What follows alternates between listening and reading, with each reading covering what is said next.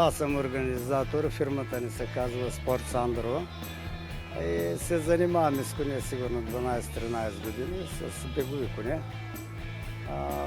Организацията тук по принцип ние се организираме с кмета на Сандро. Този ден ще наблюдаваме 7 гари, 1200 двегодишни кончета на 1000 метра ще бягат. Следваща е за араби, чистокръвни арабски коне, бегови са.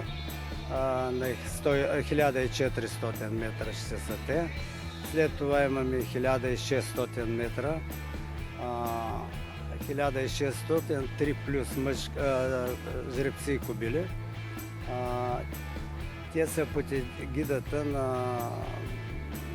към асоциацията, към Гриша Ганчев. Имаме 4 гари, които са араби, 1600 плюс. След това имаме 2400 и 2000 метра. Доволен ли сте от броя на конете участници? Разбира се, всяка година в Сандро ги правим много добри състезания. Участници са 80 коня, които ще участват в цялата надпревара. И мисля, че още се види, че добре са провели. Вашият клуб с колко коня ще участва? Нашия клуб ще участва 4 араба имаме и 4 чистокръвни.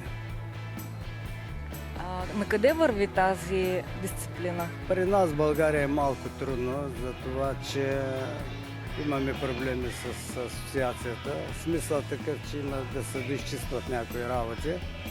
Но хората, които се занимаваме с този спорт, са доста и провеждаме много състезания, особено в Балчик. Всяка година Гриша Ганчев организира и осигурява наградния фонд, за което сме му благодарни. А по селата тук или по градове правим ги отделно с награден фонд от приятели и от спонсори.